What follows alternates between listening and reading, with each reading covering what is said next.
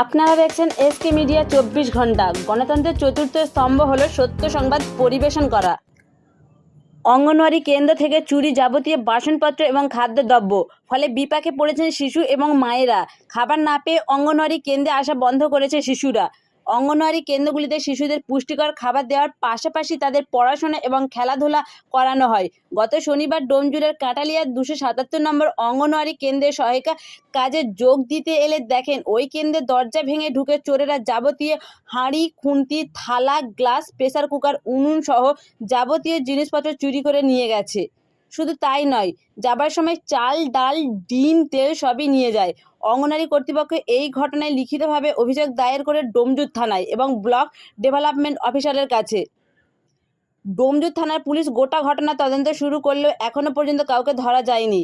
অঙ্গনওয়াড়ি কেন্দ্রের শিক্ষিকা সুমিত্রা প্যাটেল বলেন, তাদের স্কুল থেকে বাসনপত্র ও খাদ্যদ্রব্য চুরি যাওয়ার ফলে বর্তমানে রান্নাবান্না পুরোপুরি বন্ধ। প্রায় 40 জন শিশুসহ 70 জনের খাবার তৈরি না হওয়ার ফলে শিশুরা স্কুলে পড়তে আসছে না।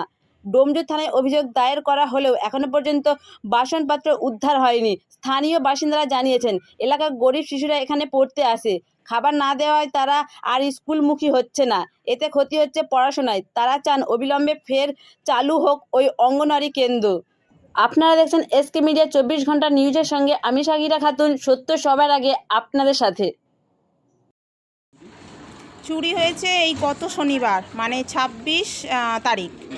সহায়িকা সকাল 9:30টার সময় স্কুল খুললো, খণ্ড আর আলমারির তালা ভাঙা, ঠিক আছে। এসে আমাকে সঙ্গে সঙ্গে ফোন করেছে, আমার বাড়ি এই পাশের পাড়াতে। তো দিদি দেখুন এসে কি অবস্থা, আমার ভয়ে হাত পা কাঁপছে। তো আমি সঙ্গে সঙ্গে শোনা মাত্রই চলে এসেছি। এসে দেখছি পুরো এলোমেলো সব কিছু, লণ্ডভণ্ড, হাঁড়ির ঢাকা, গ্যাস ওভেন, তারপর আপনার জলের বালতি, এক পেটি ডিম তার আগের দিন রাত্রিবেলা মানে আগের দিন রেখে গিয়েছিলাম, সেই ডিমের অধিকাংশটা, কিছু 2 ট্রে মতো ডিম ছিল, কিছু থালা, সব কিছু নিয়ে চলে গেছে। তো আমরা পুলিশকে ইনফর্ম করি, সঙ্গে সঙ্গে থানায় যাই, থানায় গিয়ে লিখিত দিই। তো ওনারা এসে ইনভেস্টিগেশন করে গেছেন। করে যাওয়ার পরে আমাদের বললো যে আবার একটা আমাদেরকে ওখানে গিয়ে ওই এটা আনতে, জিডি নাম্বারটা। তো সেটা আমরা আনতে যাই, তো সঙ্গে সঙ্গে ওনারা দেননি, বললো যে এখন হয়নি, আপনারা পরের দিন সন্ধ্যাবেলা আসুন, মানে রবিবার। শনিবার হয়েছে, আমরা শনিবার থানায় বসেছিলাম, তো রবিবার রাত্রির 8টার সময় যেতে বললেন। তা রবিবার রাত্রি সন্ধ্যে থেকে ভীষণ বৃষ্টি, আমরা যেতে পারলাম না। সোমবার দিন গিয়েছিলাম, সোমবার দিন ওনারা এফআইআরের কপিটা দিয়েছেন। তো সোমবার দিন যখন আবার সকালবেলা আমি এসে স্কুল খুলছি, দেখছি রান্নাঘরে আমরা যাবতীয় যে হাঁড়ি টাড়িগুলো ছিল, বাদবাকি জিনিসগুলো সব রান্নাঘরে ভেতরে ঢুকিয়ে দিয়ে চাবি দিয়ে চলে গিয়েছিলাম। সোমবার দিন সকাল 10টার সময় আমি যখন স্কুল খুললাম এসে, তখন দেখছি রান্নাঘরের তালা পুরো ভাঙা, ভেঙে যাবতীয় যা অবশিষ্ট ছিল সব কিছু নিয়ে চলে গেছে, উধাও। সব হাঁড়ি বাসন সব নিয়ে চলে গেছে, কিচ্ছু নেই আর। বাচ্চাদের রান্নার হচ্ছে না তো শনিবার থেকে। কেন? রান্নার জিনিস নেই, সামগ্রী নেই, কিছু নেই, কি করে হবে? বাসন কোসন কিচ্ছু নেই। আমি আশেপাশে সেন্টারগুলোকে জিজ্ঞাসা করেছিলাম অনেক দিন ধরে, তাদেরও বাসনপত্র নেই। তাও বলেছে যে ঠিক আছে, দেখবো আমরা খুঁজে পেতে, যদি কিছু থাকে তাহলে তোমাকে দেবো, সাহায্য করবো, করবে। তারপরে আপনারা স্কুলে পাঠাননি? না, চুরি হয়ে গেছে তো ওই জন্য স্কুলে পাঠানো হয়নি। কেন? স্কুলে 2 দিন ধরে চুরি হয়ে গেছে। হাঁড়ি, খাবার, চাল, ডাল সবই চুরি হয়ে গেছে, তেল সবই চুরি হয়ে গেছে। না, রান্না এখনো হয়নি। রান্না হয়নি, হাঁড়ি চুরি হয়ে গেছে, তো রান্না হবে কি করে?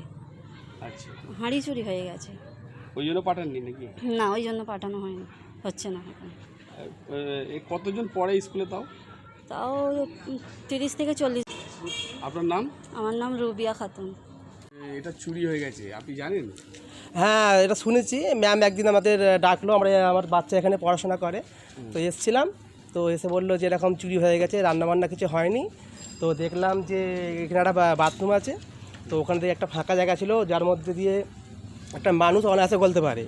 তো দিদি যেগুলো দেখালো, বলছে ওর মধ্যে দিয়ে যেগুলো মানে বের করা দরকার ছিল সেগুলি বার করেছে, আর যেগুলো বড় বড় চালের বস্তা ছিল সেগুলো বের করতে পারেনি, আর ছোটো ছোটো যে চালগুলো বস্তাগুলো ছিল সেগুলো সব বার করেছে। এখানে তো বাচ্চাদের রান্না হতো, আর বাচ্চা আজকে আসেনি কেউ, 1জন 2জনে। বাচ্চা আসছে না কারণ একটা ভয় ভীতি থাকতে পারে, আর তাছাড়া মিড ডে মিলের রান্নাটা হচ্ছে না। এটা বাচ্চারা তো গরিব, বাচ্চারা তো এগুলো বেশি পড়াশোনা করে, যারা আর্থিক ওদিকে স্বাবলম্বী, যারা তাদের বাচ্চা তো ইংলিশ মিডিয়ামে পড়ে। যারা গরিব দুস্থ বাচ্চারা যারা পড়াশোনা করে, তাদের পরিবারের বাচ্চারা পড়াশোনা করার জন্য পাঠায়, তো খাবারটা যখন পাচ্ছে না তারা কী করতে স্কুলে আসবে? ওরা তো অনেক জায়গায় কমপ্লেন করেছে, কোনো